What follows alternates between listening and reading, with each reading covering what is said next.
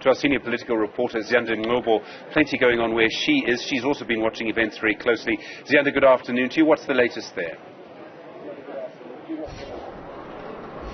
Good afternoon to you, Stephen. I tell you what, there have been some very interesting comments coming from the Brics leaders here at the Sandton Convention Center. Critical for us is what our very own President Cyril Ramaphosa had to say about what he has described as an abuse of financial institutions to deal with geopolitical tensions. And I'd assume that this is taking a swipe at some Western nations, in particular the United States of America. So I'm keen to hear what the response to these statements will be. You'll know, Stephen, that here at home as well, I beg your pardon, I just had to let that plane fly over us.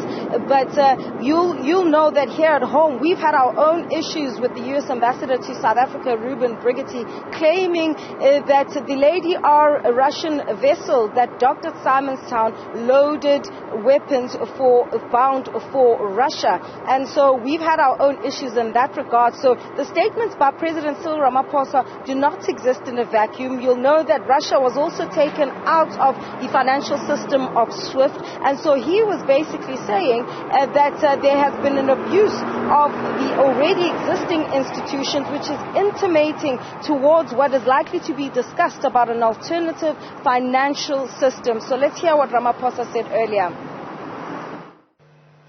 As South Africa, our position remains that diplomacy, dialogue, negotiation, and adherence to the principles of the United Nations Charter are necessary for the peaceful and just resolution of conflicts. We are concerned that global financial and payment systems are increasingly being used as instruments of geopolitical contestation.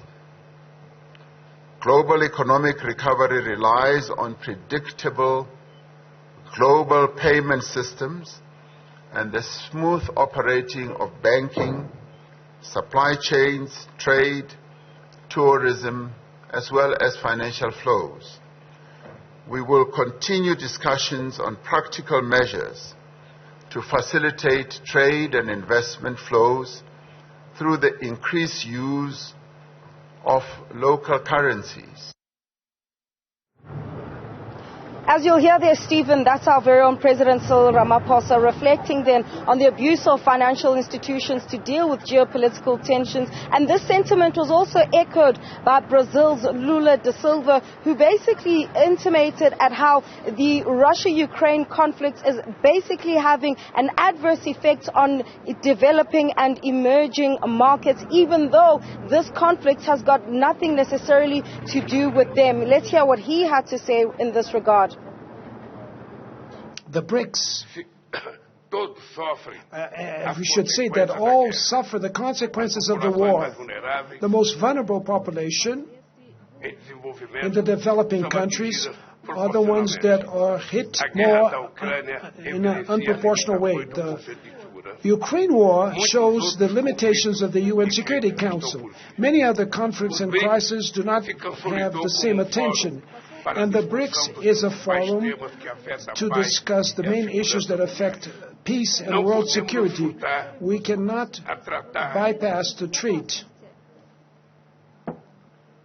The main conflict of today that is happening in Ukraine, that has global effects. Brazil has an historical position in the defense of the sovereignty and integrity of the territory and of all the principles that are followed by the UN. We believe that it is positive that a growing number of countries, amongst them the Brics countries, also are engaged in direct contact with Moscow and with Kiev.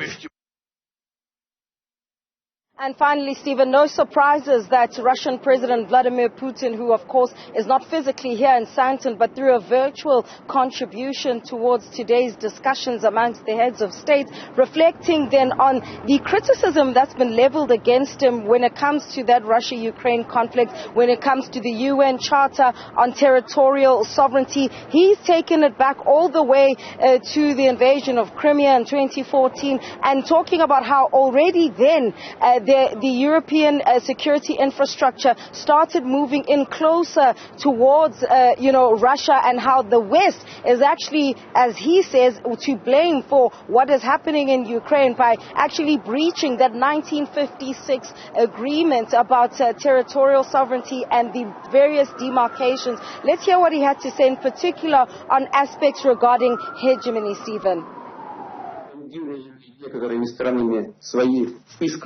Some countries promote their hegemony, exceptionality,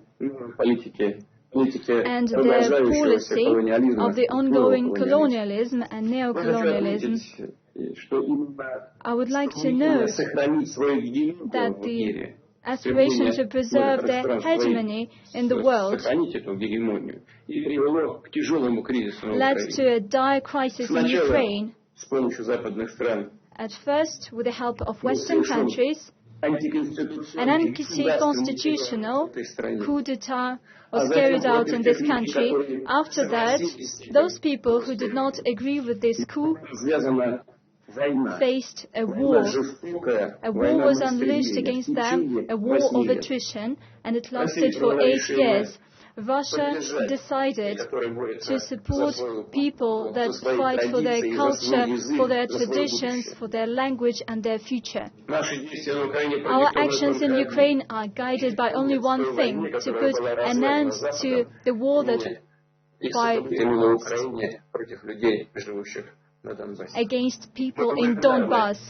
We thank our colleagues within Brics that take an active part in the attempts to put an end to this situation and to ensure just settlement by peaceful means. Well, that's just some of the comments that we've gotten from the heads of state earlier on today. They're still deliberating, of course, around issues of that alternative financial system, as I've already mentioned, as well as the expansion of Brics. As we've been discussing, it's more like a discussion around the conditions and factors to have those countries join Brics rather than with a debate over if some people or some countries, I should say, will be joining Brics. Let's take you now to our business editor, Xolani Mbanjwa, who's standing by with the CEO of Petro SA. Xolani.